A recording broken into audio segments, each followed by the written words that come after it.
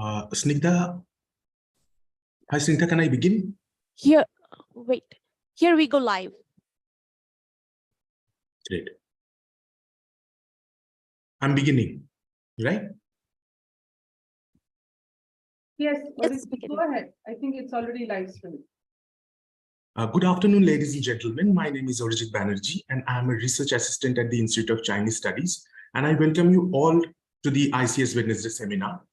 Today, at the ICS webinar series titled Revisiting the May 4th Movement, Discourse and Narratives, we are here to commemorate the occasion of the May 4th movement in China. The May 4th movement not only unshackled China from its very Confucian root, but paved the way for the Sai Xiansheng and De Xiangsheng, that is respectively Mr. Science and the Mr. Democracy, to arrive in China, along with an initiation of the cultural renaissance, or Xinwenhua Yuntong, and a political movement to usher in Chinese society.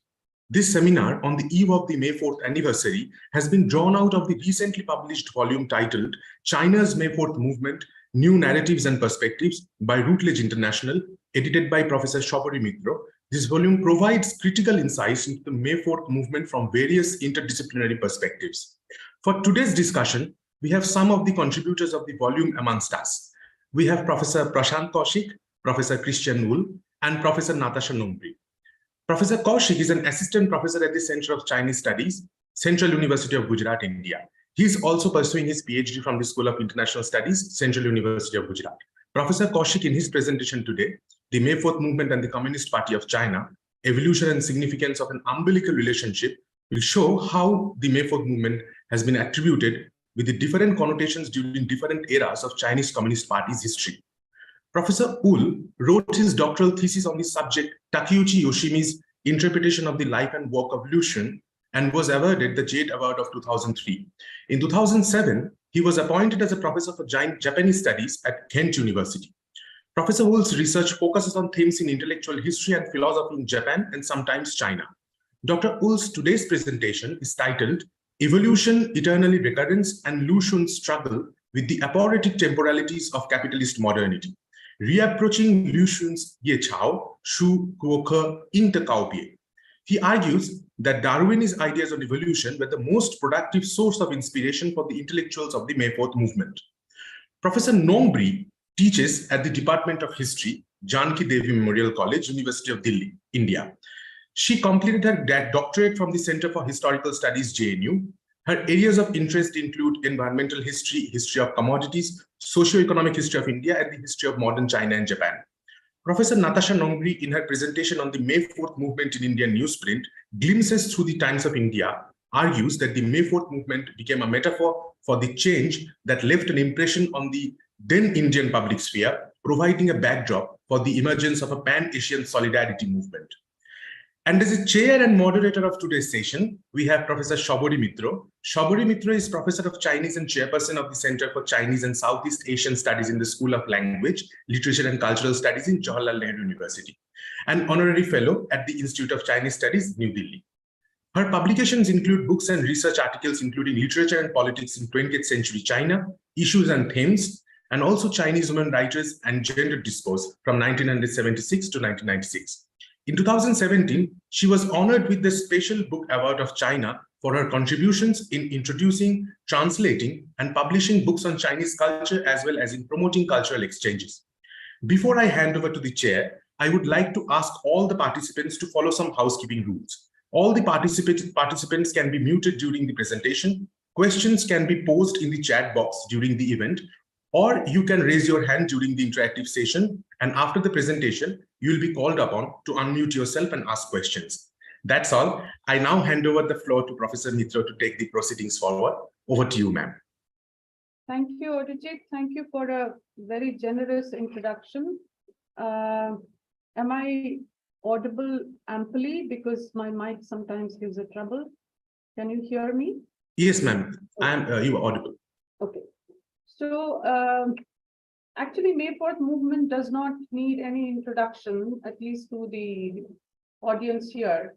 But as you all know, that it is regarded by scholars across as a watershed in Chinese history because of its deep and decisive impact on the Chinese consciousness of the time, and that stimulated the process of comprehensive transformation of the Chinese people. And it is in Chinese, the term used to refer to May 4th movement is 20th, which literally means turning point. So in the decades that followed the May 4th movement, on one hand, it indicated a systemic shift in the social and political discourse. And on the other, it gave rise to an impressive body of cultural products, such as literature, theater, etc. All of these mirrored the transformation in all its complexities and nuances. So in the last more than 100 years, it's actually 103rd year, I think 104th. The movement has been evaluated and critiqued time and again, recasting the core issues it had brought to the fore. And both inside and outside China, the May 4th movement has been studied through multiple theoretical frameworks and different socio-cultural perspectives, often using different tools of analysis. The effort through all these decades have been to understand and analyze the concepts such as continuism, enlightenment, civilization, nationalism, science, democracy, as well as the connection between culture and politics. So in the recent decades, there have been two major narratives that emerged in the way May 4th movement is perceived. One that traces the roots of the modern Chinese literary and intellectual tradition to the late Qing dynasty, and the other that regards May 4th movement as one of the stages in the process of transformation and evolution of the intellectual discussion in China. Therefore, the much of the debate actually revolved around the manner in which the May 4th movement has been contextualized in China's historical journey. So the questions that were very often asked were the following. Is it to be seen as a rupture, which then is to form the basis of discussion on historical continuity? Or is it a lens through which to visualize the creation of new world and new China? So the volume that Orijit was referring to was a result of a seminar that Institute of Chinese Studies, IIC, and ICSHII had organized together in Delhi on the 100th anniversary of the May 4th movement, out of which the volume came into fruition. And though interrupted by COVID, all the contributors were very patient, and the 16 contributors eventually the published volume had 16 contributions, and it was published by Routledge as a global edition recently. So all the contributions were absolutely excellent, and they were from 16 scholars and experts from India, China, and the West, who engaged in critical, in-depth study of the May 4th movement from multiple and interdisciplinary perspectives. Though it was laid out in 5 different sections, but overall, I think across sections, the themes that were dealt into include narratives of awakening and self-awakening, enlightenment and radicalization of Chinese intellectuals, seeking modernity, new cultural constructs and contestations, and finally, the people's agency and democracy.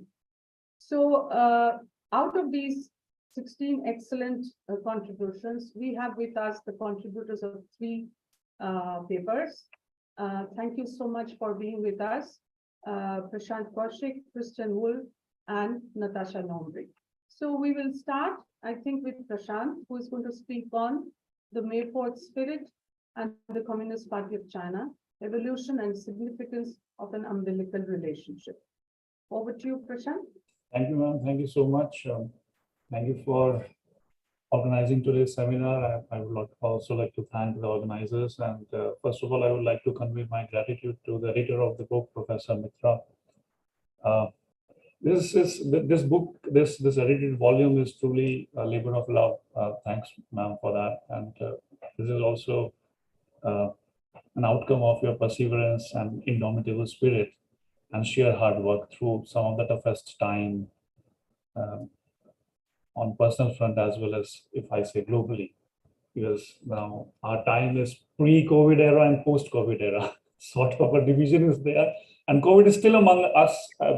As Professor Adlaka, I was having a word with him, so he has been tested COVID positive recently. So COVID is still there. But thank you, ma'am. Thank you so much. Today, I'm going to basically talk about this, the May 4th spirit, actually. And the May 4th spirit has always been an integral part of the discourse on the May 4th movement, especially in the Communist Party of China's narrative of the May 4th movement and its own origins, the origins of Communist Party of China. So the study of the May 4th spirit also forms an integral part of the May 4th studies, if one may coin such a term for the research surrounding this theme. Hence, it is pertinent to ask some questions regarding the May 4th spirit.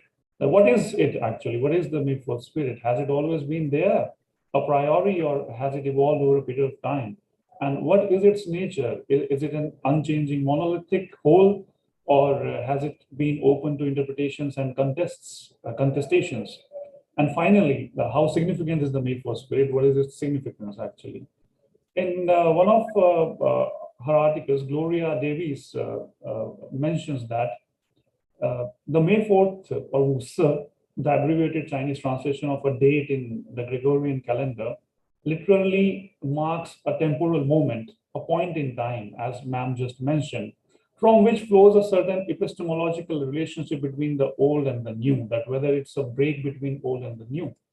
So as a chronological marker, the May 4th puts into effect the concept of a historical time structured in the form of a decisive break between the old and the new, from which the suggestion of a historical present, the modern moment, actually emerges.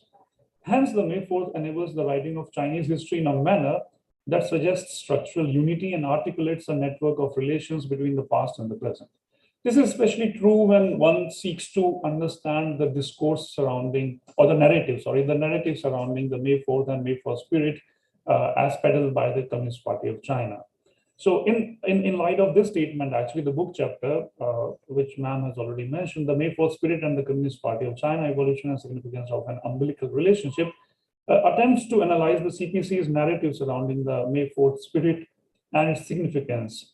And the method employed here is to study the CPC narrative through speeches delivered by the CPC leaders on various anniversaries of the May 4th movement over the past decades.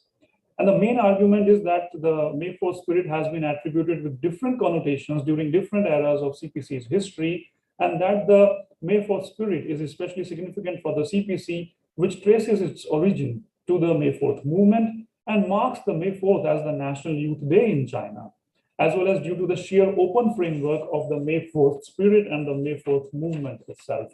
And it is very interesting that how the modern Chinese history, or the history of Chinese Communist Party, can be divided into these chunks of like 30 years each, actually. And this is something which is quite commonly used also by the party, including in their leadership statement, actually. The era of revolution, beginning with the establishment of Communist Party of China in 21 and continuing for next 30 odd years. And then the era of reconstruction, beginning with the establishment of the People's Republic of China, and then continuing till the era of reform, which started in 1978-79. And again, the 30 years which made China the #2 economy in the world into 2010. And from there, we see that a new era led by Xi Jinping begins, actually. So through these eras, like how they have seen, what kind of attributes and connotations they have given to the May 4th spirit, I would like to talk about that. So first of all, defining the May 4th spirit and locating it in the May 4th movement. So today, the May 4th movement is generally understood in both a broad and a narrow sense. In the narrow sense, the May 4th movement refers to the students' patriotic march and demonstrations in Beijing on May 4th, 1919, triggered by China's diplomatic failure in the Paris Peace Conference. And as ma'am said, that people here don't really all are aware of it, so I'm not going to details there. So the May 4th spirit was actually the part of the discourse on the May 4th movement right from the very beginning. Luo Jialun, who was perhaps the first person to summarize the May 4th spirit in his article, The Spirit of the May 4th Movement, It was published in the Weekly Review or Meichou Qinglun on 26th May 1919. So he was the first person to talk about it. And he believed that the spirit of the May 4th movement constituted of three elements: the spirit of sacrifice, the spirit of social sanction, the spirit of national self-determination, all of which were closely related to the national awakening and the country's survival. And later on, we saw that how the democracy element, the science element was also attributed to it. Chen Tushu and many others wrote about May 4th spirit later on.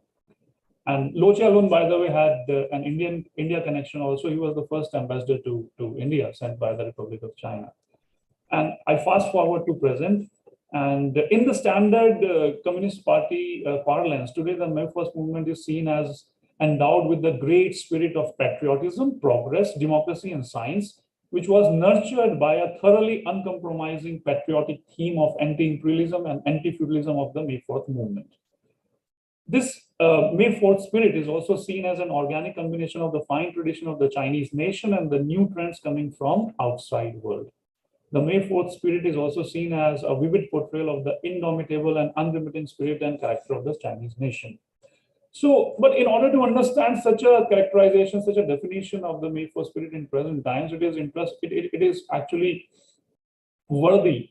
It is required that the trajectory through which the CPC's version of the May 4th spirit has evolved over the period of last century must be looked at. And it is important to understand how the CPC and its leaders have seen, understood, focused on, explained, and utilized the May 4th spirit during different periods of revolution, reconstruction, and reform. So first of all, I would like to talk about the era of revolution. That was the first 3 decades since the establishment of Communist Party of China. So the 20th anniversary of the May 4th movement in 1939 was a defining moment in the evolution of the relationship between the May 4th movement, the May 4th spirit, and the CPC itself. And it was none other than Mao Zedong, who himself affirmed the umbilical status of the May 4th movement for the CPC in its ideological canon by defining it as an unprecedented revolutionary movement that also led to the birth of the CPC. And Mao Zedong at that point of time was besieged in Yan'an and was facing a bloody war of resistance against Japanese aggression. Under such circumstances, Mao Zedong called the May 4th movement a new stage in China's bourgeois democratic revolution against imperialism and feudalism. For Mao, the participation of hundreds of thousands of students was one of the most significant aspects of the May 4th movement. And in a speech delivered at a mass meeting of youth in Yan'an to commemorate the 20th anniversary of the May 4th movement, Mao appealed to the youth of China to see the May 4th movement as a revolutionary movement, precisely because it opposed the government of national betrayal, the Peiyang government, who was ready to accept the 21 demands. Mao wholeheartedly supported the CPC's decision to celebrate May 4th movement as China's Youth Day, which continues till today, and called upon the youth to destroy imperialism and feudalism, change China's semi-colonial and semi-feudal status, and establish people's democracy. The occasion provided Mao with an opportunity to raise a clarion call to the youth to integrate themselves with peasants and workers for overthrowing Japanese imperialism and transforming the old China into new China. So very clearly, as ma'am also mentioned, Mao saw the May 4th movement as a historical watershed. Before the May 4th movement, for Mao, the struggle on China's cultural or ideological front was one between the new culture of the bourgeois and the old culture of the feudal class. But after the May 4th movement, a brand new cultural force in the form of communist culture and ideology guided by the Chinese communists came into existence in China. So according to Mao, the May 4th movement, which unfolded in the backdrop of the First World War and the October Revolution in Russia, paved the way for the beginning of China's labor movement and founding of the CPC in 1921, both in terms of ideology and in matter of the cadres which were trained. And this interpretation of this narrative continued till the era of Reconstruction, that is the establishment of PRC. So between 20th and 30th anniversary of the May 4th movement, the Communist Party of China became the ruling party. It came to the verge of seizing power in China and became the ruling party in 1949 in China. So in 1949, again an anniversary of the May 4th movement, many articles appeared in the Chinese press on the issue of the relationship of science and democracy with the May 4th movement. And that prompted Zhou Enlai to talk about science and democracy and put forward the new scientific perspective that science must serve the people. That was on the 30th anniversary of the May 4th movement in a symposium of China scientists, academicians, and university professors organized by the Peiping Military Control Commission Cultural Committee, actually. And Zhou Enlai also took a cue from Mao's rendition of the May 4th movement, and he saw in May 4th movement a watershed, of course, which has ushered China in science and democracy, a period of science and democracy. So the focus in Zhou's exposition on the May 4th movement shifted to the task of rebuilding the national economy and the centrality of the leadership of the proletariat in this endeavor, where everything was to serve the people whose broad mass comprised workers and peasants. The 1950s and 60s, even most of the 70s, were marked by ceaseless political campaigns and cultural revolution and economic turmoil in China. So evidently, the May 4th movement did not receive the kind of attention it was going to receive. It had received earlier, and it was going to receive in the next era of reform and opening up. So the reform and opening up began with Deng Xiaoping, obviously, the sixth plenum of 13th Party Congress, and on May 9, in May 1979, 3rd May 1979, the Central Committee of the Communist Youth League held a meeting to commemorate the 60th anniversary of the May 4th movement in Beijing. And the chairman of the CPC Central Committee, Hua Guofeng, Vice Chairman Deng Xiaoping, and other leaders were present there. So Hua Guofeng reiterated the standard CPC narrative surrounding the May 4th movement as a historical turning point, a great patriotic movement, and a great new culture movement, the beginning of the new democratic revolution led by the proletariat. The most significant addition which Hua Guofeng made to this narrative was his call to the Chinese youth to work for the task of socialist modernization through the 4 modernizations under the leadership of the CPC, and of course adherence to Marxism, Leninism, and Mao Zedong thought. On the 65th anniversary of the May 4th movement, father of current Chinese President and General Secretary Xi Jinping's father, Xi Zhongxun, he was a member of Political Bureau of CPC Central Committee and a member of the Secretariat of the CPC Central Committee. He delivered a speech on carrying forward the tradition of the May 4th movement. In addition to sticking to the CPC standard version, as already elaborated, he made an appeal to the Chinese youth to become a new generation imbued with spirit of creativity, 创造精神, to build China into a great modern socialist country with a high level of democracy and civilization. Xi Zhongxun affirmed that since the 3rd plenary session of the 11th Central Committee of the CPC, the target of the party has shifted to economic reconstruction, and she actually made a case for the policy of reform and opening up and linked it with the youth through the inculcation of a creative spirit. The 70th anniversary of the May 4th movement in 1989 was a momentous period, actually, we all know, primarily because of the 1989 Tiananmen Square incident. The anniversary actually was marked against the backdrop of widespread student unrest following the morning activity after the demise of former CPC General Secretary Hu Yaopang. And it also coincided with the 10 years of implementation of reform and opening up. By the time the then General Secretary Chao Tse-yang delivered the commemorative speech, the student protests had already been labeled as a planned conspiracy and an ongoing disturbance fundamentally denying the leadership of the Communist Party of China and the socialist system, in an editorial which was published in People's Daily on 26th April 1989.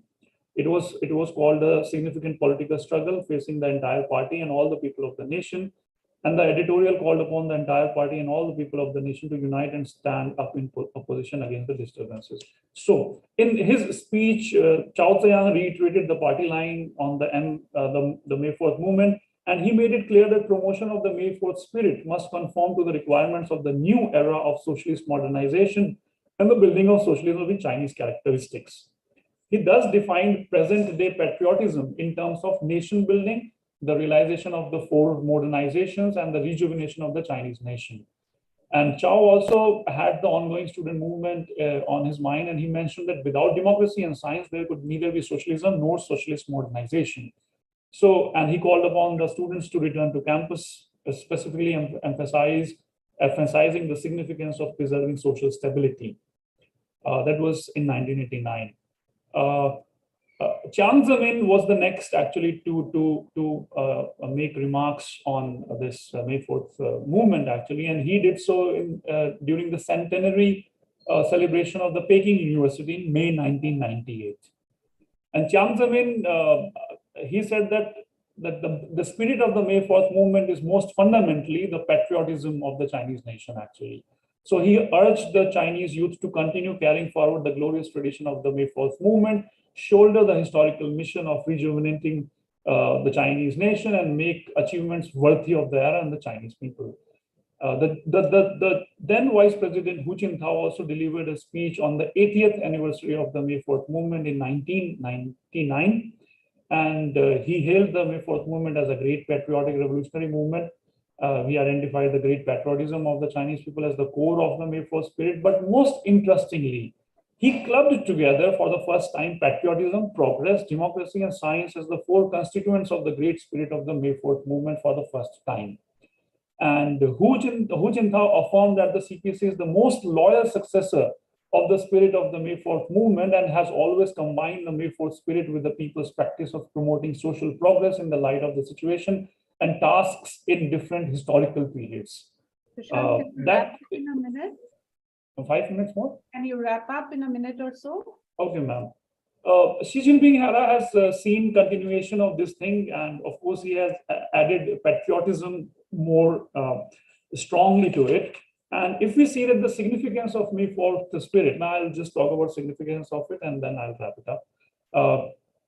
A reading of these speeches delivered by Chinese leaders on various anniversaries actually over the past decades make it apparent that the historical coincidence of the decadal anniversaries of the May 4th movement and the founding of the PRC falling in the same year offers Chinese leadership some rare opportunities to ideate on their ideas of the nation, the party leadership, the youth work, China's path of development, and the movement as well. So firstly, the significance of the May 4th movement and its spirit lies in the CPC's historical narrative that sees the May 4th movement as part of a pattern of unfolding of the global proletarian revolution following the October Revolution in Russia in 1917. And Mao himself asserted that the May 4th movement provided the ideological and cadre base for the founding of the CPC in 1921. So the birth of CPC was umbilically tied to the May 4th movement. The linear narrative sees the process of establishment of the PRC essentially as the May 4th movement leading to the formation of the CPC, which then leads to the new democratic revolution, where Marxist theory is integrated with the revolutionary practice, a process that also involves the continuous promotion of the May 4th spirit of patriotism, progress, democracy, and science. The May 4th spirit lends itself to the CPC's cause of affirmation of its leadership rather well, as seen in the assertion that if there had been no Communist Party of China, there would not have been the victory of Chinese Revolution, formation of a new China, and there would not have been the socialist cause and the present-day prosperity in China. Hence, in addition to the love for one's country or patriotism, the May 4th spirit today under Xi Jinping also consists of the love for the CPC and socialism with Chinese characteristics in the new era as well. Secondly, the May 4th spirit is significant in the CPC's narrative since May 4th is also observed as China, a National Youth Day in China. The CPC designated May 4th as National Youth Day in 1939. It was officially proclaimed as the Chinese Youth Day by the Government Administration Council, the predecessor of the State Council, in December 1949. So for a party that takes a very long-term view of the rejuvenation of the Chinese nation, as seen its two sanitary goals and the cultivation of the youth is very important, as seen most recently in Xi Jinping's utterances on the youth work that the party needs to do and the function that the Chinese Youth League has played in CPC's propaganda work and policy success. Third, and finally, the May 4th spirit is significant because of its open structure. Dong Defu, a scholar, in his article, 3 Issues Concerning the May 4th Movement, Research, Thoughts on the Commemoration of the May 4th Movement by KMT and CPC, he argues that although the May 4th movement broke out under specific circumstances, yet its value transcends the times and lends it to various contemporary interpretation. The May 4th movement provides the party both actually, KMT as well as CPC, but the chapter looks at CPC's narrative, of course, with the space to explain and justify its contemporary policies without altering and affecting the core of the May 4th spirit as a patriotic movement in its narrative. But due to this very openness, it was also seen that May 4th spirit also lent itself equally well to the students who were protesting in 1989 at Tiananmen Square. So I would end here, and Thank you, very Prashant. much. Yeah, thank you. We will, I'm sure there'll be questions which will raise some ideas, and we'll ask for your response. So over to the next presentation. Christian, will you take the floor? Christian Wool is going to speak on evolution and eternal recurrence and Lucian's struggle with the Aporetic temporalities of capitalist modernity, reapproaching Lucian's Yecao. Okay, thank you very much for the invitation to this event. I'm very thankful for that. Yeah, so I have 12 to 15 minutes, if I'm not mistaken. So I will confine myself to a very short and selective summary of the essay that I have published with Professor Mitra. So in this essay, this essay is a continuation of an earlier research on Lucian's simultaneous perception of ideas of Friedrich Nietzsche and of Darwinism. And what that earlier research was lacking was a theoretical dimension. I thought later that I'm exploring in this at this event, and triggered is this exploration by a remark of Wang Hui on two conflicting temporalities that are present, or that he sees present in Lucian's Yecao, and that is on the one hand time as a linear progressive dynamics, and on the other hand as an eternal recurrence of the same, which is already an allusion to, of course, Nietzsche. And I'm trying to now turn that into a theoretical issue by trying to make an argument about the historically specific enabling condition of these two temporalities becoming dominant issues, and of their contradiction and the struggle against it that I see in Lucian's writings unfolding. So what I would like to very briefly do is first talk a little bit about Nietzsche, and of course evolutionary theory. Then I would like to get to Lucian's take on it, and then I would like to wrap that up by making an argument about in how far this is what this has to do with capitalist modernity. Yeah, and everything else I will leave open for the discussion. Or questions if there come. So, okay, so first of all, Nietzsche in a nutshell. So Nietzsche is coming from his father was a Protestant priest, so he's coming from a very religious background. He's somehow losing his faith, and what he is kind of then starting to questioning. So if there is no God, if all this is wrong, then, and if you think that consequentially through, you get to a notion of non-substantiality. So what something is not because of any substance, but it is then defined by the relationships with all the other things that are different from it.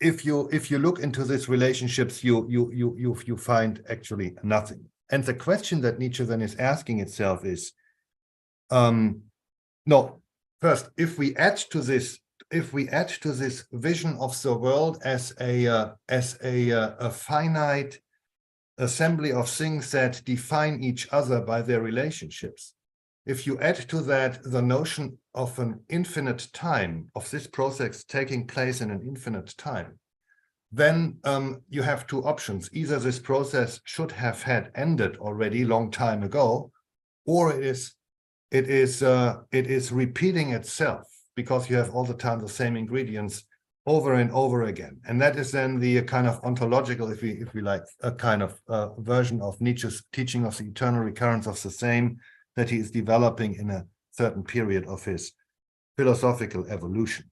And the question that Nietzsche is then asking himself, okay, so how do I have to approach this? If this is true, what should my attitude be so that I'm not falling into despair and nihilism, right?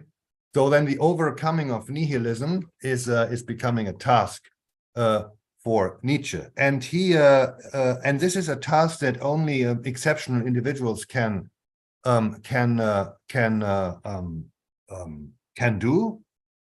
achieve successfully, and these exceptional individuals, the model is the artist who is constantly inventing himself, right, and tries to get a positive grasp of this tragic life. So the question then is, was there a moment in your life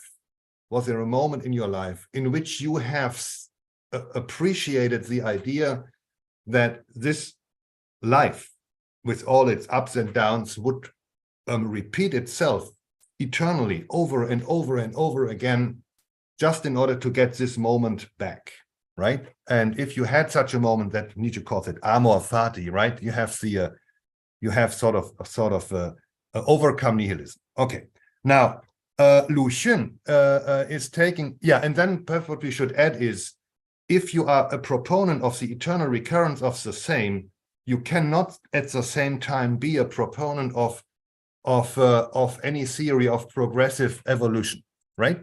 Because those two things are contradictory. And when you read Nietzsche, you see a lot of allusions to Darwin, and many readers of Nietzsche, the superhuman and all these kind of things, right, thought of Nietzsche as a kind of another Darwinist. But actually, when you read closely, you see that Nietzsche is actually an anti-Darwinist.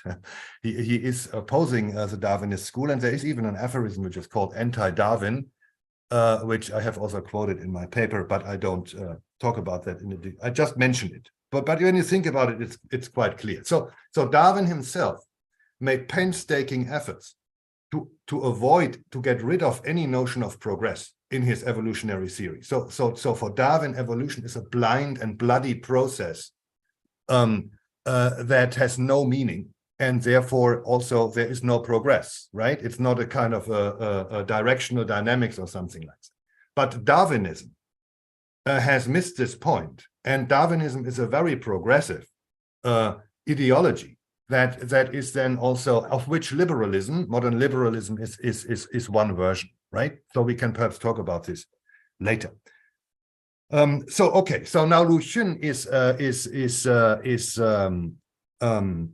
encountering Nietzsche in Japan while he was in Japan, and he is, as many artists at that time, he is attracted to Nietzsche because of the important position that Nietzsche is giving to the artist. So it is maybe even one of the reasons why Lu Xun is switching from science to becoming a writer, right? So you have a lot of mentioning of Nietzschean issues, even of Nietzsche himself, in his earlier writings, in his essays that he already wrote in Japan, and he is using Nietzsche in an affirmative way, right?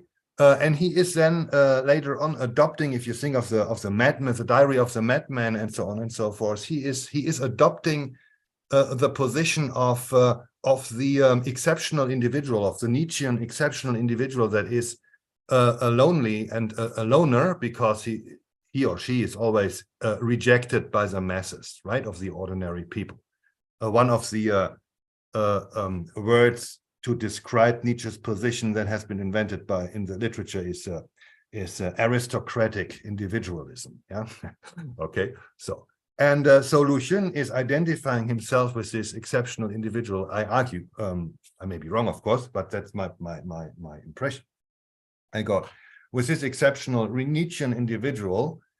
Until then, we get to the Yecao, and in the Yecao suddenly we see a change. And I have interpreted the Yecao so the essays in the Yecao, they're kind of written so in the mid-20s, right? And are an expression of a crisis of Lu Xun.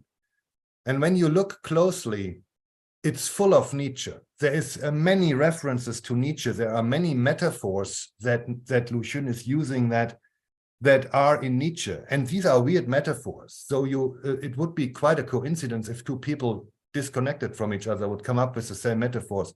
But then the combination of all these metaphors makes it kind of almost inevitable to not think of Nietzsche, and especially of the Zarathustra, with Nietzsche's anti-Bible, right? So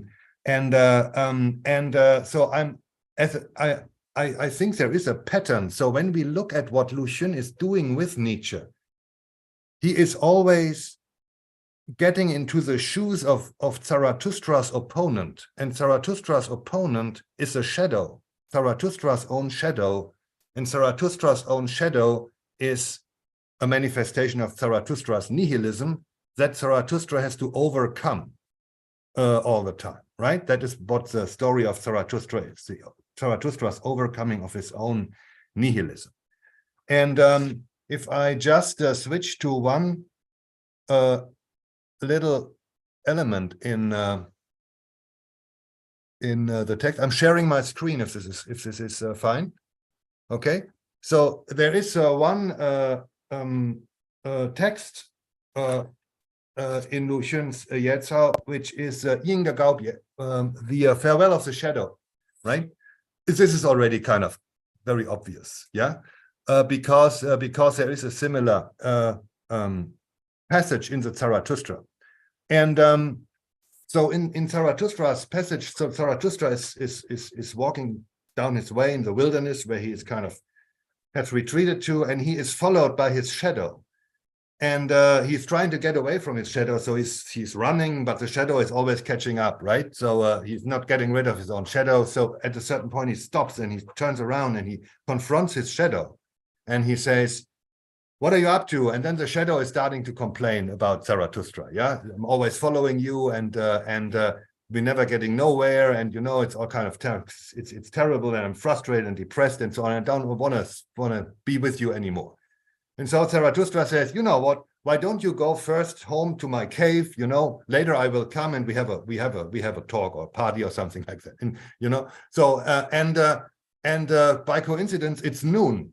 Right then, it's noon, so the shadow is gone. So Zarathustra has no shadow, and he is kind of rid of this dark fellow that he normally has. Right, he is kind of sitting beneath a tree, and he's falling asleep, and he is dreaming. And what he is dreaming is then captured by Nietzsche in the following way. He said, "What happened to me? Listen, I'm reading this passage here, right? Didn't the time just fly away? Don't I fall? Didn't I fall into the well of eternity? When well of eternity, when you happy, scary midday abyss, because it's noon, right? Will you drink back my soul into yourself? Huh? Didn't the world just become complete, round and ripe? Oh, golden circlet," it's a kind of play of words with German words. "Where does it fly to?" And so on and so on. So, and then Zarathustra is waking up after half an eternity, but it's still noon. Okay, so we have eternity in an instant. They are falling together, eternity and the instant, right? And then we have in Ying de Gaobie, we have Lu Xun. So this. I don't read it now because it would take too long. But in Ying de Gaobie, we have a passage where a dark fellow, right, the shadow, is saying farewell to somebody, right? So he says, "So if one sleeps and falls into a time at which one does not know time, it may happen that one's shadow bids farewell with the following words." And then comes a complaint of the shadow about why he doesn't want to follow anymore, and rather falls into darkness, then continuing following the other guy, which the other guy is, I would say, obviously Zarathustra, right? So I think this is the most obvious reference to the Zarathustra text, where you also see this reversal of positions, where Lu Xun is no longer identifying himself with Zarathustra or an equivalent of Zarathustra, but rather with with Zarathustra's opponent, right? And then, as you know, the Yecao are it's the last literary text that Lu Xun is publishing for a long time. So at the very end, he is publishing Gushi Xinbian, the old stories told anew or so. But these are all stories that have been written already in the 1920s, but haven't been published there. What Lu Xun is rather kind of engaging in is then polemics and the struggles on the cultural scene with other intellectuals. And he is becoming involved he's not becoming a member of the Communist Party, but he is kind of becoming involved in the political struggles, in the intellectual struggles at that time, and stops producing literature. And my argument is basically that Lu Xun, when he was adopting Nietzsche as a kind of Darwinist thinker, what he actually infested himself with is a contradiction that is brewing in the European intellectual history of the 19th century, and that is the contradiction between Nietzsche's eternal recurrence on the one hand and Darwinism on the other, right? Because if you want to really kind of create a new society, a modern society, then Nietzsche is rather a problem than a solution, okay? And Lu Xun he took him a while to realize that. And when he realizes it, that he bet on the wrong horse, so to say, he is bidding farewell to Nietzsche, and with that he is losing the motor that drove his literary production. And that is my explanation for the change in his productivity, right? He is still productive, no question. And I'm also not necessarily kind of agreeing with the idea that his literary production was good and his polemics are boring. I don't think so at all. I think they are very interesting also from a literary perspective. But there is certainly a shift in the quality of what he is writing. So one last thing about... In a minute or so, will you yes. wrap up in a minute? I just want to very briefly argue about, can I move that on? No. Why can't I move this? I would like to get to this picture in order to make things shorter. I have to de-share and then reshare again. Otherwise I can't manipulate my document. Voila. And then I have to go up. Voila.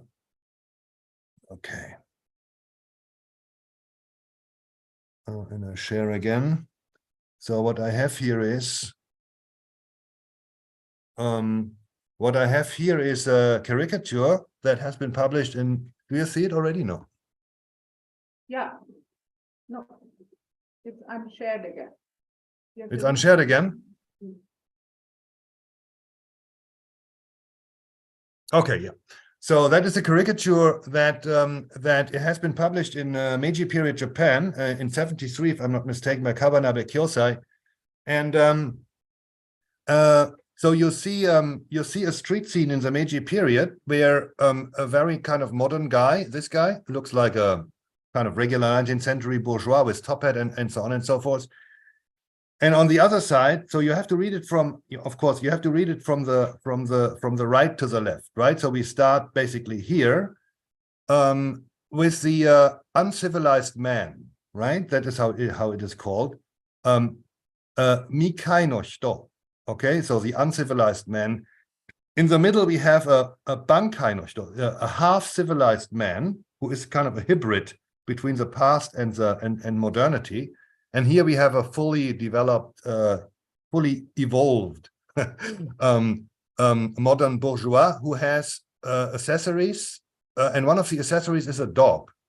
Okay, so the dog is a status symbol in the 19th century of rich people, right? Poor people couldn't afford a dog. And now the dog suspiciously stands on his hind legs. Okay, it's a canis erectus, if you like, and it is attracted, and it's difficult to see here. But what the man in the middle is holding in his hand is a clock, a watch, a pocket watch, right? With a chatelaine. So you see the chain of the watch. You see it here, right? It's open. So he is showing the time to the man, to the bourgeois. And with the dog, you get a kind of evolutionary story from the animal, the dog, to the uncivilized, to the half-civilized, to the modern man. So this is Darwinism depicted, right? So with the idea of progress. And you see the watch is very important because it is signifying, I think this is not consciously, but when we look at evolutionary, when we look at the notion of progress in whatever form it appears, you need the notion of linear chronometric time in order to tell any progressive story of history, right? You need linear time in order to tell a story of progress. And this time, I argue in my paper, is becoming dominant, this notion of time, as a linear, chronometric, homogeneous, empty time, becomes dominant under the circumstances of capitalism. I can explain that later. I don't have time now, but I'm making this argument with reference to Marx, who is emphasizing the importance of chronometric time in the capitalist process of production, because it is a measure, according to Marx, of value in capitalism, right? The amount of labor time that is spent on producing things. Okay, so this is basically the argument that I'm trying to make, and I apologize for overtime if I took. No, it's okay. Thank you so much, Christian. Okay. Will you unshare the screen, please? Yes. Voila. Okay. Thank you. Our next presentation is by Dr. Natasha Nongbri. She's going to speak on the May 4th movement in Indian Newsprint, glimpses through the Times of India. Over to you, Natasha. Thank you very much, ma'am. And thank you very much for giving me this opportunity to be part of this panel discussion. And also, this is a commemoration of the 104th anniversary of the May 4th movement. And I also use this occasion to congratulate you for seeing this volume through the very difficult times that we've all been through. And hopefully the worst is over and we can look ahead to better times. So my theme for this panel discussion is the May 4th movement in Indian Newsprint, which looks at the representations of this very significant event through the press reportings in the Times of India. And I will also be looking at the actual responses by the Indian nationalists in the decade following the May 4th movement. And as Professor Mitra mentioned, that a larger part of this theme has actually been published as a chapter in the centenary volume edited by Professor Mitra. So my discussion actually falls in two parts. In the first part, I tried to look at the wider context that gave rise to nationalist stirrings at a pan-Asian level. And in the second part, I focus on the representations of the press and the responses by the Indian nationalists to the movement and to the emerging Chinese nationalism. So coming to the first part, looking at pan-Asian context of nationalism. So as is generally known, nationalism as a related phenomenon in Asia actually emerged in an international context and is linked very closely to the First World War. In fact, the year 1919 was a significant turning point in the history of South Asia, with nationalism on the rise at a pan-Asian level. So beginning with the March 1st movement in Korea, followed by the Jallianwala Bagh massacre, in India, and then the May 4th movement in China. And again, in 1920, we have the non-cooperation movement and the Khilafat movement in India. So all these movements were anti-imperialist and nationalist in nature. In China, prior to the May 4th protest itself, young Chinese intellectuals were already realizing the limitations of Confucianism as well as Western imperialism. And it is in this sense that I see the May 4th movement as both symptomatic and symbolic of modernity and nationalism. It was symptomatic because it aimed at actually bringing in Western values and espousing them, while at the same time, they realized, the limitations of Western imperialism, and there was an attempt to challenge and repudiate Western imperialism. So these ideas were symptomatic with the modernity to which the Chinese were actually turning towards. And it was a modernity that was anti-Confucianist.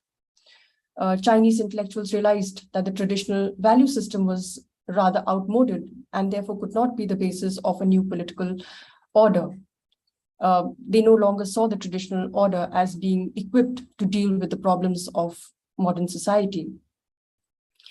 So the internal critique of tradition and Confucianism was therefore crucial in constituting modernity in China that was anti-Confucian. As I mentioned, that I also try to look at the May 4th movement as symbolic because it actually sought to articulate these new ideas of modernity and nationalism.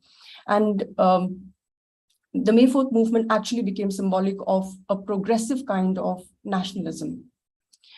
So during the First World War itself, China had actually supported the war efforts with the promise that the German concessions in Shantung that were seized by Japan would actually be returned to it.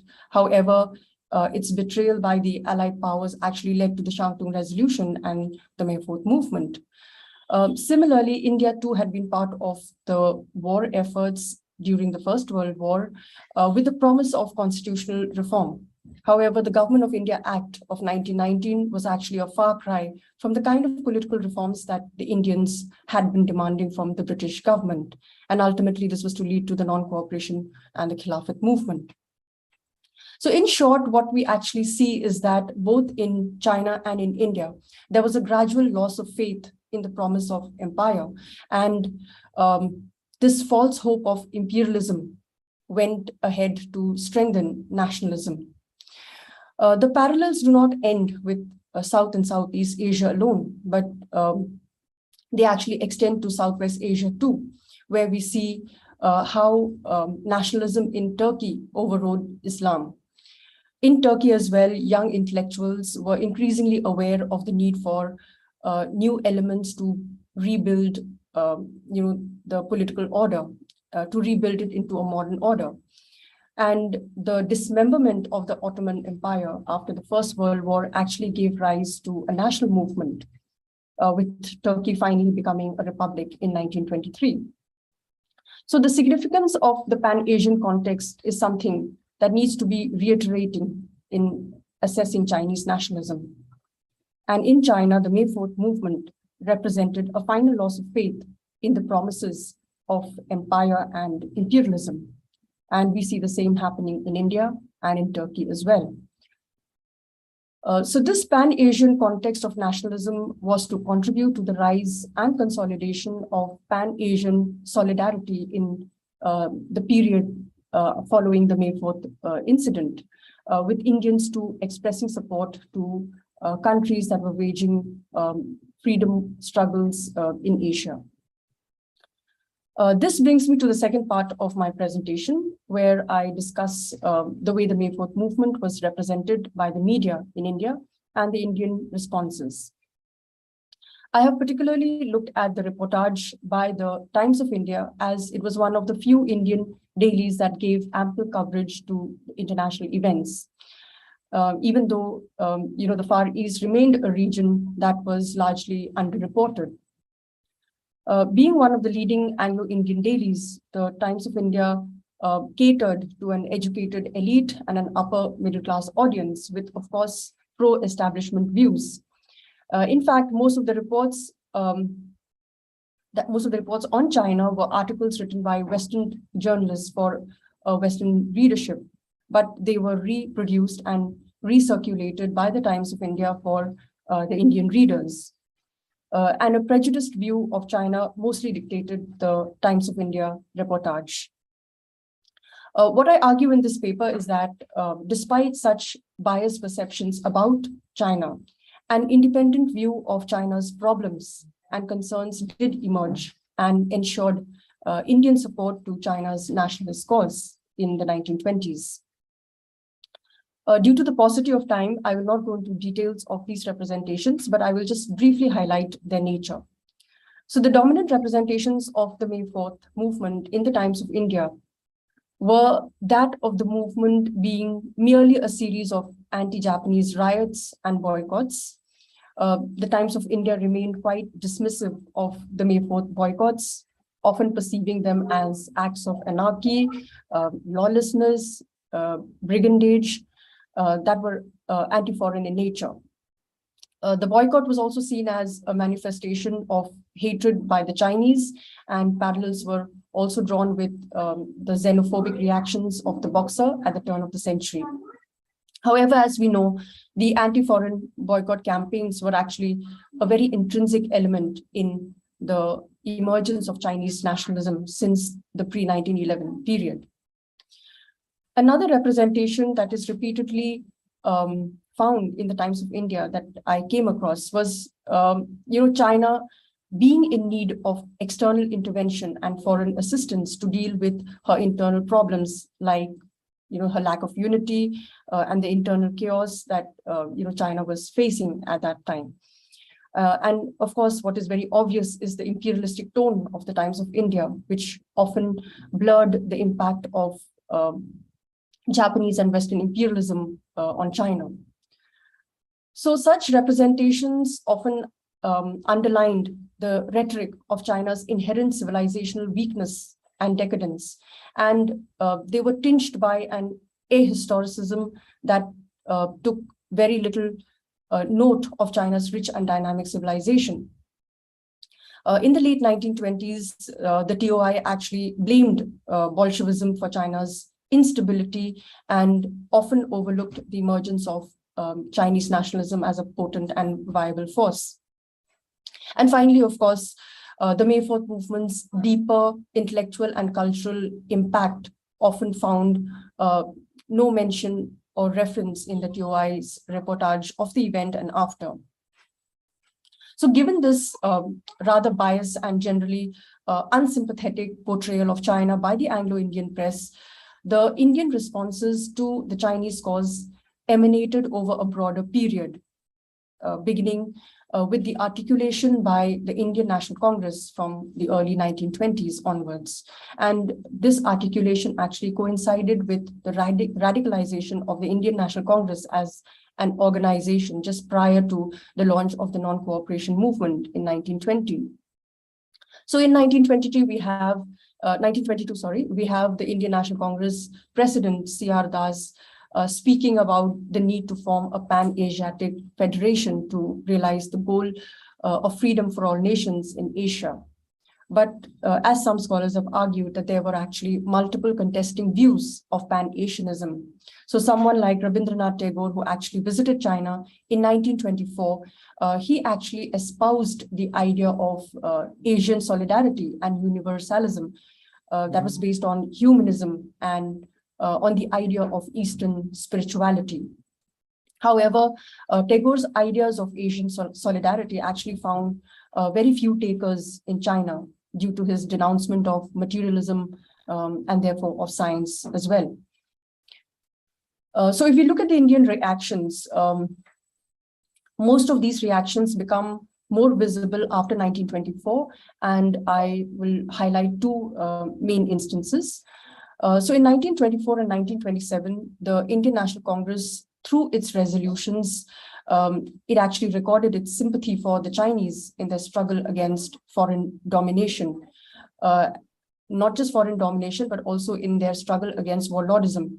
And they registered it registered its protest against the dispatch of Indian troops aimed at suppressing the Chinese national movement. The 1927 resolution also condemned the government's refusal to provide passports to the medical mission that was being sent by the All India Congress Committee to China. The second instance, where we actually get a glimpse of Indian reactions, strong reactions, was during the Brussels International Conference of 1927, where Indian and Chinese delegates jointly reaffirmed the close cultural links between them. And this joint statement that was brought out by the Indians and Chinese also pointed out to the need to educate Indians about China's plight and therefore prevent the use of Indian resources, both in terms of money and manpower, for the enslavement of the Chinese people. So both these instances actually reveal an emerging Indian view of the Chinese situation and the growing commitment to the Chinese nationalist cause. So I would conclude by reiterating that the reportage that we see in the TOI actually vacillated between the rhetoric of civilizational weakness and that of China's victimization by imperial powers. And it also often portrayed China as a decadent country, rife with anarchy and lacking in unity.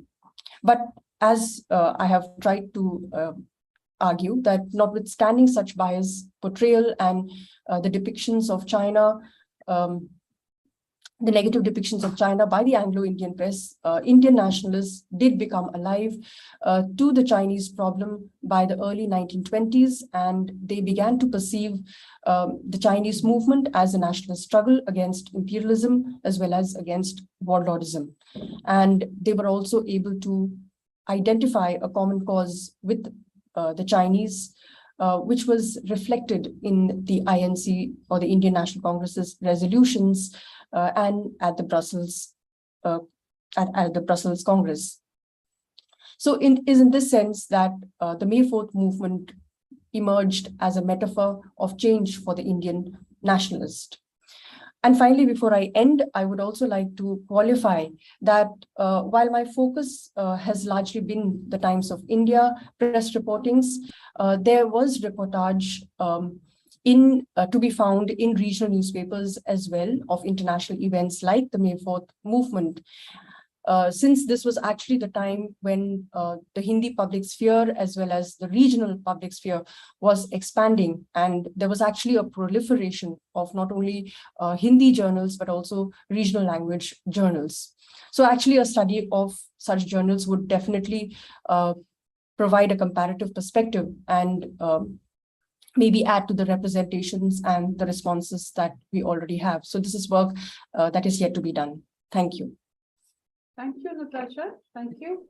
Well, we had three very diverse and very rich presentation.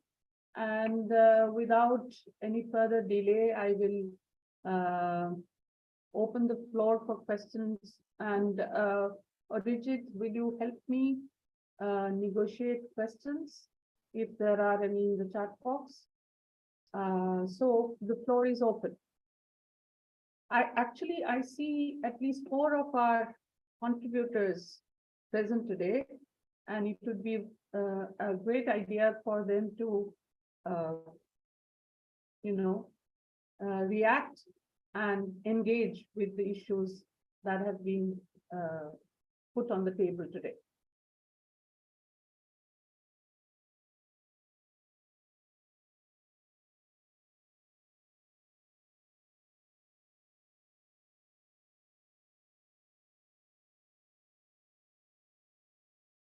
Sorry, Rapai has raised his hand.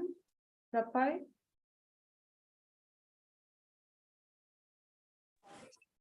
Sabaree, actually to congratulate you and all the contributors to this excellent volume.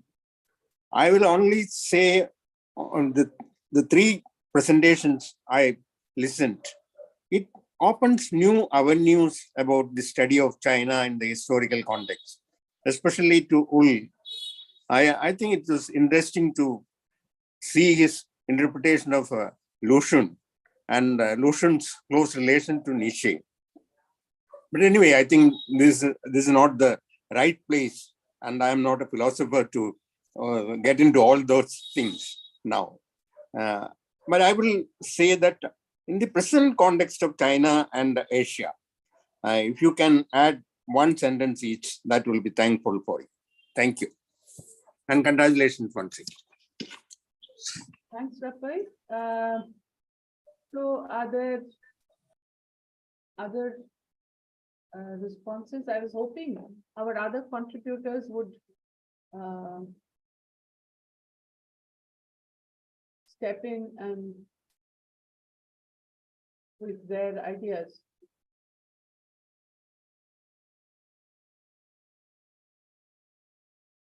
Shall I meanwhile respond already, or Yeah.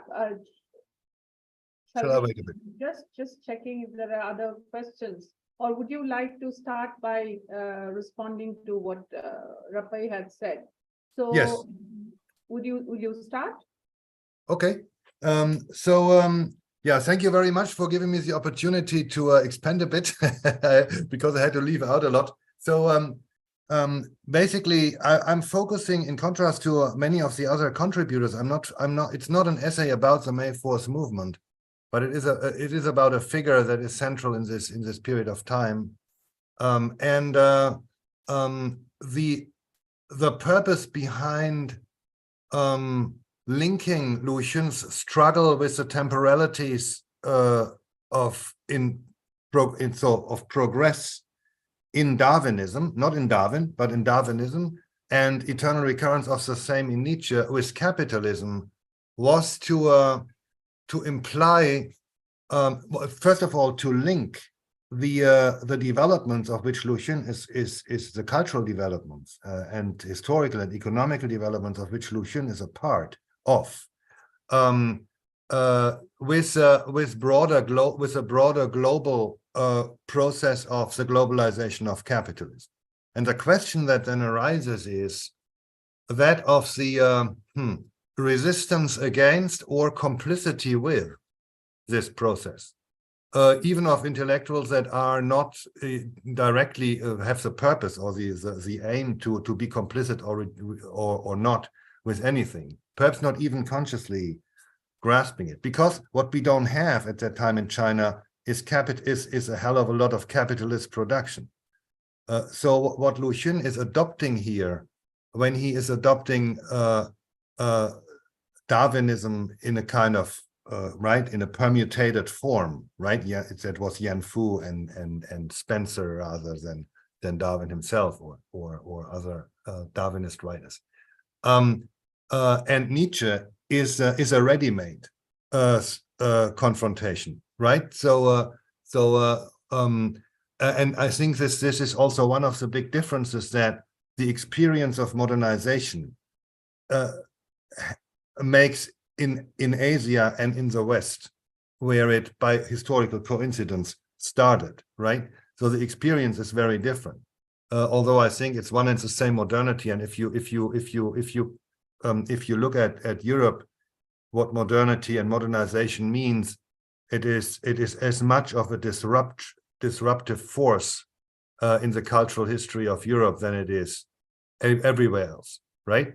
Okay, so and to wrap that up, there is a weird equivalence in the dynamics of capitalism that resonates with this contradiction that I have talked about between Nietzsche's eternal recurrence and Darwinist progressivism, and that is in the dynamics of the process of capitalist production itself. Since on the one hand you have a very strong incentive to increase productivity, that is to say, to produce more product per unit of time, right? And because of capitalist competition, every productive increase gets generalized, right? And then the society as a whole is kind of moving on. It's getting on higher and higher levels of productivity while it destroys the planet and all the time. But this is a different problem. So, but in that progress, in that linear progress, or what you can interpret as a linear progress, right?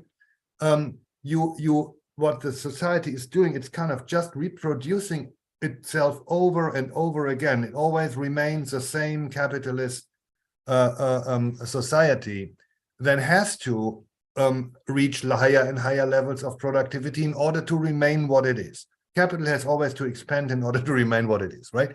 So, and this is in this way, I think we have a very strong resonance with this struggle in Luxun and the overall dynamics that are kind of getting hold of first of Europe and then of everyone else. Yeah. Thank you, Prashant. Okay. Thank you. Over to Prashant. Do you want to come in for a minute responding to Rapai? Yes, ma'am. Thank you. Thank you, all the speakers. Regarding the comment, actually, I would like to first conclude a bit and then comment on Rapai sir's this comment actually. So basically, what I have tried to show through in the chapter is that there is this quite a linear narrative which is there between this May 4th movement and the birth of CPC and the spread of Marxism in China, its sinicization, the liberation, reform, and present-day prosperity. So while the core of May 4th spirit is patriotism for CPC in different periods of Chinese history or CPC's history, it has been attributed with the themes of modernization, creativity, stability, progress, and like today, in today's case, it is more of love for the party actually. So the May 4th spirit seems to function as an umbilical cord which links the past with the present for the CPC. Of course, this keeps on renewing itself. And in the present context, if we see, especially during last 3-4 years, and the youth work is very significant for the party, actually. As recent as in the 20th National Party Congress, Xi Jinping has said that the majority, I'm quoting, I quote, the majority of the young people must unswervingly listen to and follow the party's words, should have dreams, but keep one's feet firmly on the ground, must dare to think and act and do good work. They should become a youth in the new era full of ideals who dare to take responsibility and have ability to endure hardships and who is willing to struggle actually. So particularly in last 3-4 years, when we see that the phenomena like lying flat, thumping, involution, Meichuan, and more recently, Professor Adlaka has also written a piece on that. The growing this Kongyichi trend, which is there, the Kongyichi literature, where the educated youth, the unemployed youth is anxious regarding their future with growing unemployment in China. That how the party is finding it really tough to do this youth work actually. The response which the Chinese Youth League, the Communist Youth League has made to this Kongyichi literature, this Kongyichi phenomena recently itself shows that how significant this youth work is for party today. Is the party really afraid of China getting old before it gets rich? Is that the nervousness which is there? I think more studies can look into that. I have to cut in, Prashant, because we are running out of time. So actually, we need to also listen to Natasha with her comment. So can you wrap up in a minute, Prashant? Do you want to add a few things? That's it. Thank you. Okay. Natasha, will you respond in a minute to Rapai's question? And there is also a question for you in the chat box. What was the reaction of Chinese newspapers to the movements in India? Why did TOI took the position against May 4th movement? Yeah, okay. So firstly, I think what is really remarkable, in this study, what I found, through the study was, this pan-Asian spirit, to use the word which Prashant has already used, that, there was this spirit that was emanating all across, Asia. It was not just limited to, the Chinese borders, but, we see it at a pan-Asian level.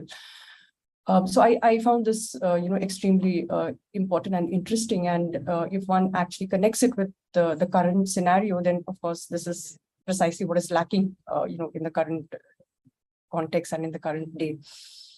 As far as the reactions of Chinese newspapers are concerned, this is an area which, I didn't really look at. I think limitations of language definitely are there, but maybe even the Chinese newspapers in English, this is really an area which I would need to look at in future. So I didn't really undertake a study on the Chinese newspapers. So I actually really have no idea about how they would have reacted to movements in India. And as far as the Times of India being against the May 4th movement, it didn't really take a very direct stand in that sense, but because it was an Anglo-Indian daily, which was, pro-establishment. So, it was bound to represent, China in, this negative light that we see. So basically, this was, this was, what I found, through the reportings in the Times of India, that I don't really find, a very positive, representation of China. And, this was repeatedly reiterated in that decade, following the May 4th movement. And even at the time when when Chinese nationalism was emerging as a force, in its fight against warlordism and foreign domination, the Times of India was following all of this very, keenly, but yet, that negative portrayal that, continued to underline its reportage. Okay, thanks, Natasha. We have a question in the chat box. It's a question in general to any of the contributors or participants. It says, anyone who may shed light on the origin of vernacular literature. So, Patricia, Hemant, Usha, any one of you would like to respond to this? We are actually. If no one else wants, I would like to, I can say something about it. Yeah. I guess sort of because Lu Xun is kind of involved in it, I cannot skip the question. So the Diary of the Madman is the first piece of literature that had been written in a vernacular language, and it's beautifully packed because it is presented as a diary found by a doctor, of a psychiatrically ill patient. And the preface of the doctor is still written in Wenyan, so in the literary style. The diary itself, because it's a diary, that, so to speak, the excuse for being vernacular is a diary. That's why it's very nicely it's very nicely packed. So this is the first, and I think generally speaking, however, you see that everywhere. You see that wherever there was a written language for literature, that is questioned and made to disappear in the context of the emergence of new nation states that have to fulfill the requirements of modern nation states. That is to say, they need a generally kind of educated public. They need a general literacy and so on and so forth. If you then have a kind of elitist language to write in, that is not to be put into accordance with these requirements. So in Japan, for example, I think the first novel in vernacular in Japanese, in the Japanese literary history, is Futabate Shime Yukiguni, and that is in AD 98, I think. That appeared a little bit earlier than Lu Xun's Diary of a Madman, but around that time, wherever you have a tradition of a written language that is different from the vernacular language, you see the emergence of vernacular, of a written language that is based on the vernacular and that is replacing these written languages. And I think that has to do with the requirements of a modern nation state, right? Which becomes the form of state, or that's the state of the art, right, around the 19th and then the 20th century. There is a question for you, Christian, in the chat box. Richard, will you read out? Yeah. Sure, ma'am. Richard, will you read out? Sure, ma'am. The question is from Rohil. It says that what influence did Lu Xun's turn away from Nietzsche have on his broader political ideas for China's future? Yeah, I think he is turning to away from an individualist approach to the society to a more to the left. So he is not becoming a member of the Communist Party, but he is involved in the League of Leftist Writers. You know, he has struggles with everyone. So I think Lu Xun is still a very kind of belligerent and individualist figure as a character. But then he is, at the least, he is kind of making a move that allows then, you know, then he dies in 1936, and Mao is kind of celebrating him as a hero at a cultural front and so on. And then he gets co-opted, right, by the Communist Party. Because I think if you put him into today's China, imagine transport Lu Xun into the entrance hall of the Bank of China in Beijing, for example, in Shanghai. He wouldn't fit. The security would come and throw him out. You know? Yeah. And I think Hemant, who is also present here in a talk at Harvard and a conference some years ago, presented how Lu Xun is ostracized from the textbooks. So he was always a staple good in the textbooks in China, but more recently, you know, he doesn't really kind of represent what China wants to be today, right? And so I think Lu Xun has when we make a link to today, right? He is still interesting as a problem, you know, that can be the starting point for thinking more critically about what is going on, right? Yeah. So, but I think generally, to answer your question more directly, he is turning away from Nietzsche and towards a more proactive ideas about what politics are, and he emphasizes the uselessness of literature, but not in a positive. Not in a positive way. So literature can contribute to the renewal of the society. You need revolutionaries in order to renew the society. That's basically one of his famous things, yeah, and sayings. So I think he is making a move that allows his co-option by the Communist Party later. Although I don't think that he was a communist at any point in time, right? Okay, yeah, that would be my. Thank you, Christian. Are there any comments? Any more questions? Oh yeah, my hand.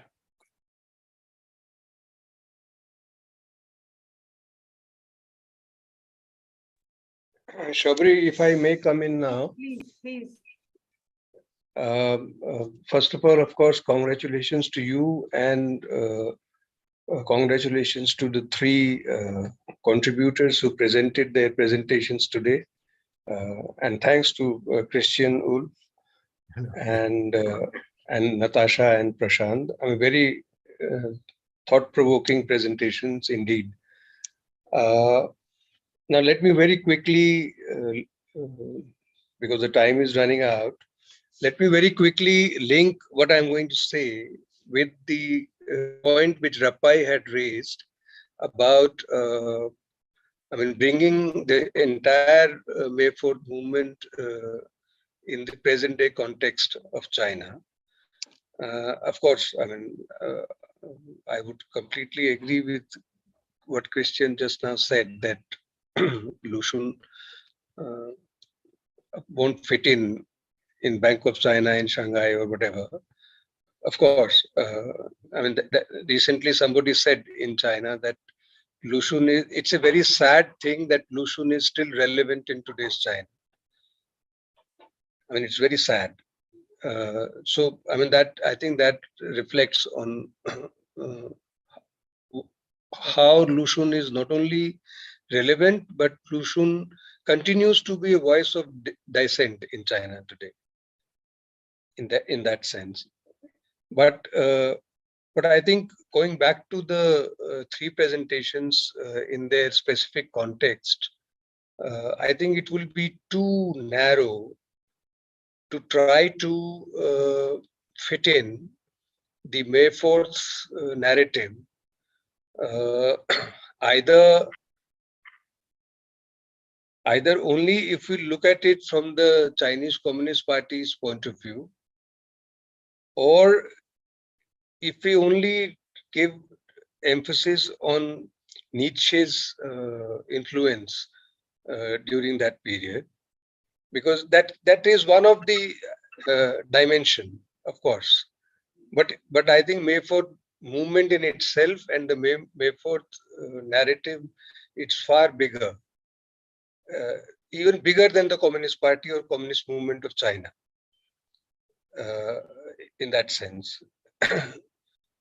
And therefore, linked to that, in Rapai's question of today's context, I think in China, the debate is still going on, that whether May 4th movement is continuing or has ended, even today.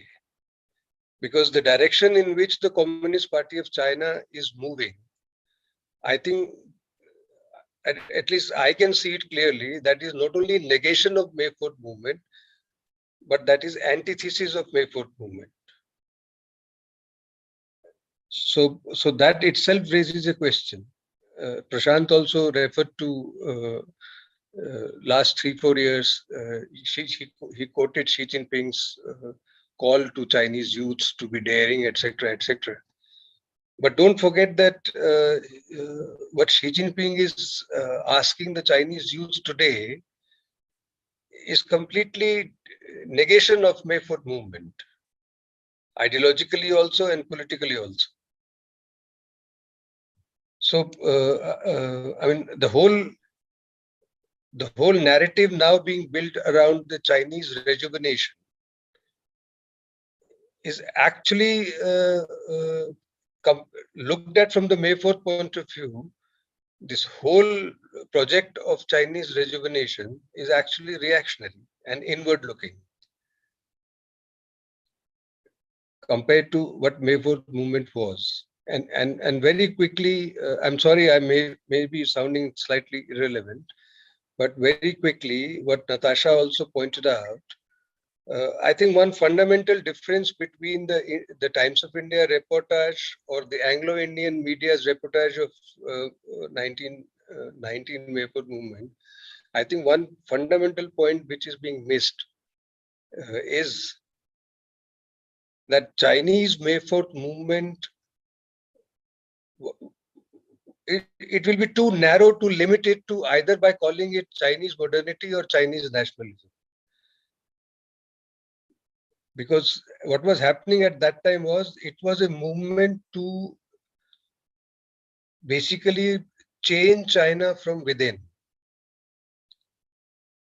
That was not happening in India, or neither the Indian National Movement or Indian National Congress was doing that in India. Indian National Movement in Indian National Congress, their focus was on fighting for Indian independence from the British colonial rulers. There was no component or element of bringing a change from within.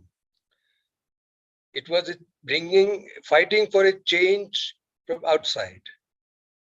And that is the difference. That is why Lu Xun had said, because Lu Xun had been referred to again and again, that is why Lu Xun had said, just around the time when the Madman's Diary was published, and Lu Xun had said, what is important for China today, or for Chinese people today, what is important?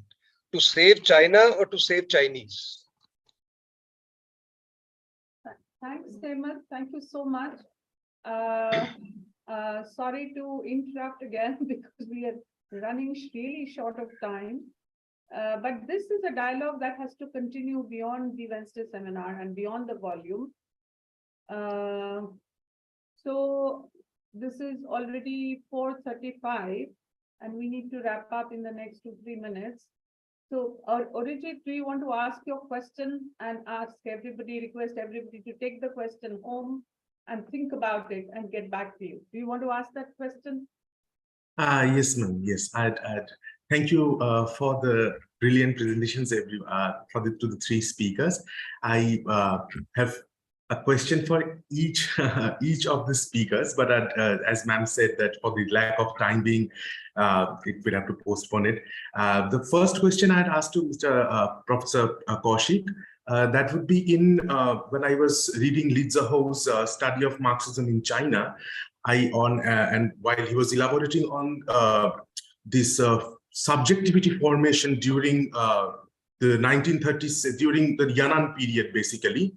And during that period, in that book, How to Be a Good Communist by Liu Shaoqi, in that book, we find a sentiment where he's addressing as if that the opponent, like while he's using the things from Wang Yangming, that all looking at oneself in order to be a good communist, there's a dialectic we are seeing sometimes that sometimes it's attacking the May 4th intellectuals.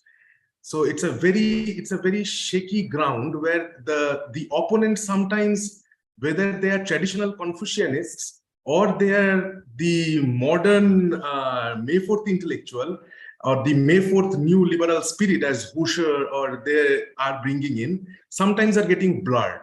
So how do you think that can be addressed if that at all? And that's the first. To Professor Bull, I had asked that following your work, do you think that the entire dichotomy of this eternal recurrence and the homogeneous empty time could be grounded in Postonian view of the commodity form or the value form? In a sense that how the capitalism is creating this to mirroring rather than as how the traditionalists would put it as the use value and and abandon the exchange value on the other way around. And the third would be to Professor Nongbri, as when Rabindranath visited China, there was, as you pointed out, that there were an upheaval around him. And when I read Dr. Shishir Kumar Das's essay on Rabindranath's visit to China and how he was received there, there were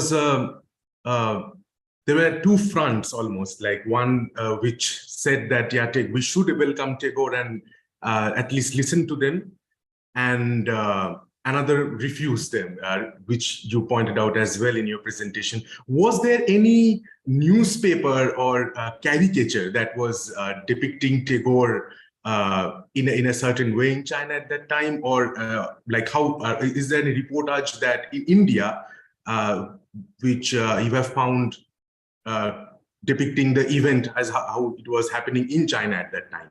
Thank you so much. Okay, I'm afraid all the panelists will have to take these questions away, and this gives us room for further getting together on the theme of May 4th with other contributors who would then join as panelists, and definitely opens up a possibility of another conference per se. So thank you so much. I want to thank all my panelists for wonderful presentation. And actually, as Hemant intervened, and I was thinking that there should have been a series of presentations in the month of May, just around the May 4th theme. In fact, an idea that I had given to the director, which was possibly not feasible. But yes, we should have more panel discussion around this epochal event and from contributors of the other contributors of the volume. Thank you so much.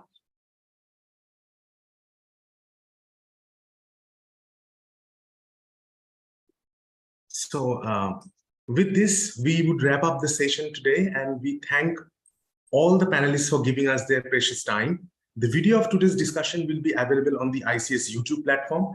We would like to welcome everyone for the next Wednesday seminar, where we have Doku Nagemaleshwara Rao, who would be speaking on China's securitization of political questions and foreign policy, navigating complexities. We at the ICS conduct seminars every Wednesday, and information related to the same will be available on the ICS website for you. You could also subscribe to our newsletters for regular updates. Thank you so much for joining. Thank you. Alka ma'am, you could have joined, stepped in.